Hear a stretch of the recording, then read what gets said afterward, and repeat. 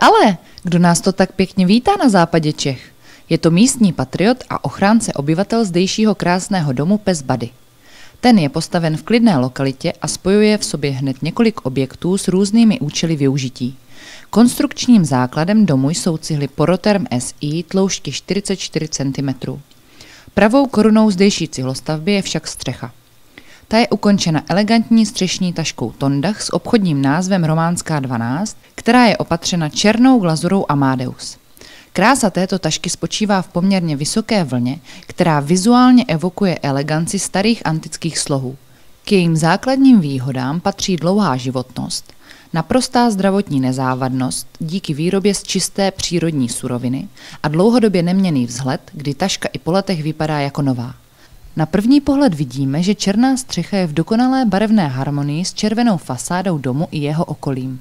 O tom, že cihlový dům manželů Ivanky a Vlastimila bude před nepříznivými povětrnostními vlivy chránit pravá pálená taška od společnosti Tondach, nebylo od začátku sebemenších pochyb.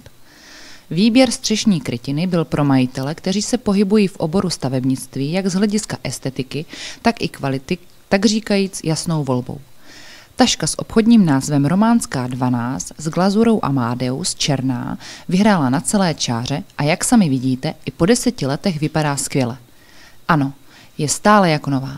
Nyní se však již obou manželů ptáme, co bylo rozhodujícím impulzem pro výstavbu vlastního domu. Jelikož já jsem byla zvyklá na dům, tak jsem si to vždycky přála, abych měla svůj dům. Nejde všechno hned, takže jsme museli čekat.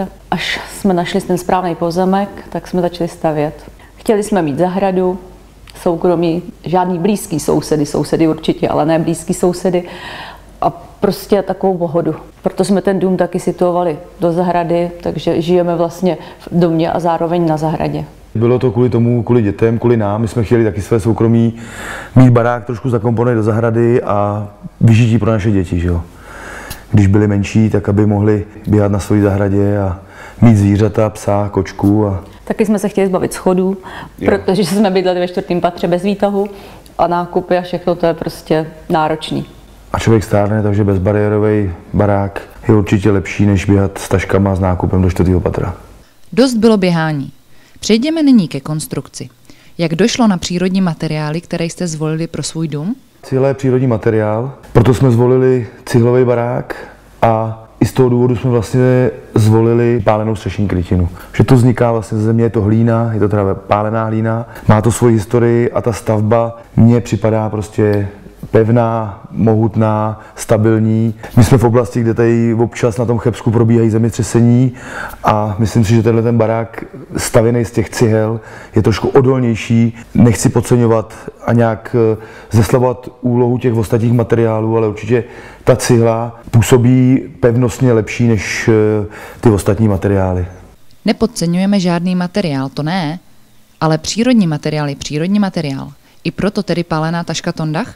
Střešní krytina je teda pálená hlína. Důvod je dlouhodobý, dobrý vzhled té krytiny. Tu krytinu jsme si vybrali z toho důvodu, že na ní se nevytváří ten mech. Betonové krytiny, tam jsou docela náchylný na tvorbu těch mechů a my jsme chtěli, aby ta střecha vypadala prostě furt pěkně. My máme teď 10 let a kdo okolo jde, říká, to není možný, ta střecha prostě vypadá, když jste ji dělali před rokem, před 2. Jo. Ty hodnoty technické jsou určitě srovnatelné. Neříkám, že ty betonové tašky jsou něco horší, ale je to furt beton obarvený oproti přírodní vypálené hlíně, která má na sobě nějakou glazuru tvořenou jílama a vypálená prostě v peci a působí to na ten barák tak nějak přírodně a je to ze země vlastně. No. Krásně jste to shrnul. Vykazuje dům za dobu 10 let nějaké vady? Žádný konstrukční vady, jak na tom cihelném zdivu nebo na té střeše jsme nezaregistrovali. Bylo tady to zemětřesení, nějaký praskliny se objevily, ale myslím, že tím, že jsme zvolili tyhle materiály, tak ten barák to ustál.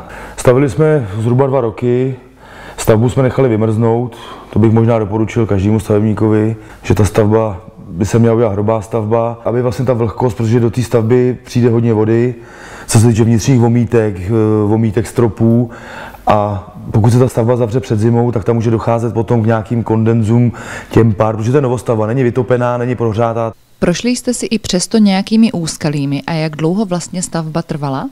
Nějaký úskalí závažný jsme neměli, samozřejmě měli jsme nějaký věci, které se nepovedly, ale já myslím, že jsme to odstranili ku prospěchu všech stran. Neměli jsme žádný závažný problémy na té stavbě. To nás těší. Změnili byste nyní něco po letech provozu? Konstrukčně asi ne. To bychom asi nechali. To jsou takové designové věci, které bychom změnili, protože už je to přece jenom 10 let a všechno jde dopředu, všechno je modernější, takže člověk by měnil stále, ale nám to vyhovuje tak, jak to je. Takže možná, že jednou předěláme krb, předěláme dveře, možná jiný design nebo kuchyňskou linku, ale jinak jsme celkem spokojeni. No a žena zapomněla říct jednu důležitou věc, že co by předělala určitě šatnu, protože ji má furt čím dál tím menší, že jo. Mě bere už všechny fochy a šatna by musela být jak tenhle obývák. To by si určitě změnila. To je jasný, pane Vlastimile, my ženy se nezapřeme. A co byste poradili budoucím stavitelům vlastního rodinného domu? Určitě, aby procházeli různý domy a hledali si tu inspiraci, protože nejvíc jim dá zkušenost ostatních lidí. Sami prostě budou prohlížet časopisy a hledat výborné materiály, ale není to ta zkušenost. Ta jim dá nejvíc, aby se ptali a vybrali si to nejlepší. Když už většinou se staví jednou za život, tak aby to udělali prostě pořádně. To je moje rada, tak to cítím já. Asi nejdůležitější při té stavbě je výběr pozemku. Jo. Hlavně si určit lokalitu, kde se mi bude líbit, kde budu žít rád. Ta druhá věc je vybrat si pořádnou firmu, která to postaví, nejlepší jednu firmu. Vím, že z praxe, že prostě lidi chtějí ušetřit, berou si tamhle meloucháře, tamhle někoho na střechu. Potom ty záruky, ono to moc nefunguje. Jo. Jeden svádí vinu na druhýho. Prověřit si místo, firmu, materiály, ono se to lehce řekne, ale to jsou asi takové ty indicie, které by měly vést k tomu finále, že ten člověk je tam spokojený. Postaví si dobrý funkční barák a líbí se mu tady a žije se mu tam dobře. Jo. Důvěřuj, ale prověřuj. Souhlasíme. Nedá nám se nezeptat, jelikož jste z oboru. Dokázal byste si v dnešní době postavit dům sám? Dneska ty technologie jdou dopředu a dneska se ty firmy specializují na částeční konstrukce toho baráku, nebo toho domu. A já si myslím, že dneska asi to by musel být hodně zručný někdo, kdo ovládá topení, elektriku, nějaký systémy tepelného čerpadla. Já myslím, že dneska bych se na to netroufnul asi, no. Nebo spíš řeknu, že určitě ne. I zde se naše názory neliší. Zajímalo by nás, jak je tato krásná cihlostavba řešena. My jsme náš dům řešili, aby naše děti měly soukromí a my, aby jsme měli soukromí. Takže naše děti mají v patře pokoje plus koupelnu. My vlastně jsme od nich oddělený tím schodištěm, takže oni nás neruší, my je nerušíme. Když chceme být společně, tak se sejdeme tady dole v obýváku, což je převážně, když jsou děti doma, protože už jsou větší, už jsou ve škole. Jsme s tím moc spokojeni, takže když se děti odstěhujou, tak ty jejich pokojíky pro ně budou připravený, když přijedou na návštěvu navštívit rodiče z vnoučaty. Ten dům jsme pojmuli tak, že vlastně, aby jsme tady v něm mohli potom o víkendech relaxovat, aby jsme tady měli to sportovní vyžití, aby jsme se mohli vykoupat do bazénu, aby jsme si mohli zahrát tenis, aby prostě ten dům splnil takový to, aby jsme nemuseli nikam jezdit do sauny, pak se někam vykoupat, aby jsme to všechno měli doma. Takže ten dům jsme situovali tak, aby to byl takový relaxační objekt pro celou rodinu. Taky musíte mít trošku štěstí na ty sousedy, jsou normální a respektují ten klid vlastně soboty, neděle. Jo. Je tady taková nepsaná domluva, že vlastně soboty, neděle nebudeme pracovat s elektrickým nářadím, aby jsme se navzájem nerušili, aby jsme si my i ty sousedi mohli dát ráno snídaní na terase a využít toho klidu, prostě relaxovat sobotu, neděli na terase. Proto ten rodinný dům jsme stavěli, aby jsme z toho schonu městských paneláků utekli do toho klidu, toho rodinného baráku. A přírody. Není se čemu divit. Mnozí z nás by rádi utekli z panelákové lokality do svého vlastního domu vystaveného na samém kraji klidné oázy, tak jako manželé Ivanka a Vlastimil.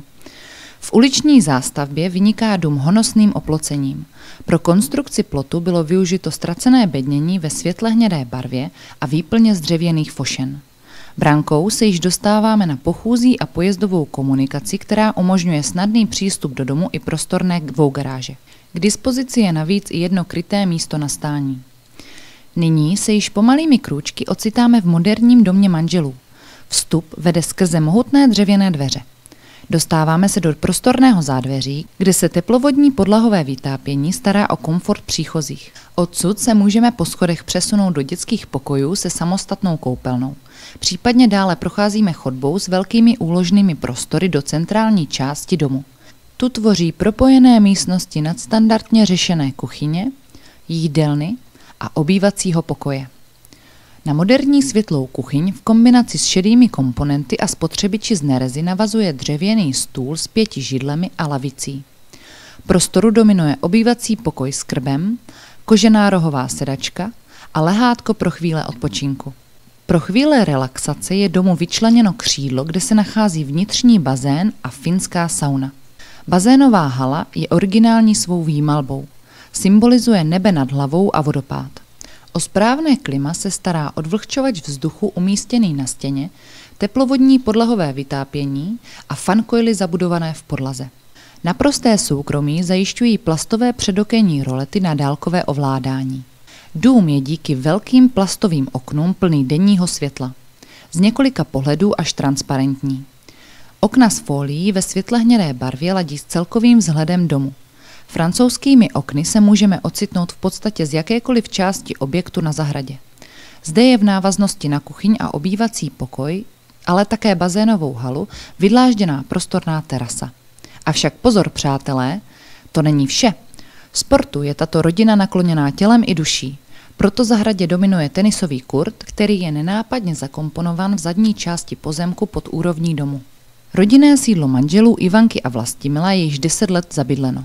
Uvědomujeme si, že pokud je něco pro tuto cihlostavbu charakteristické, pak je to se vším všudy její nadčasovost. Je stále jako nová. I po tolika letech majitelům poskytuje pocit bezpečí, ochrany i soukromí. Za sportovními aktivitami či relaxací nemusí nikam dojíždět. Jedním slovem paráda. Moc rádi bychom za naši redakci rodině Ivanky a Vlastimila poděkovali za vstřícnost a na závěr vyslovili jedno přání. Ať se vám pod jednou střechou bydlí i nadále tak spokojeně jako doposud.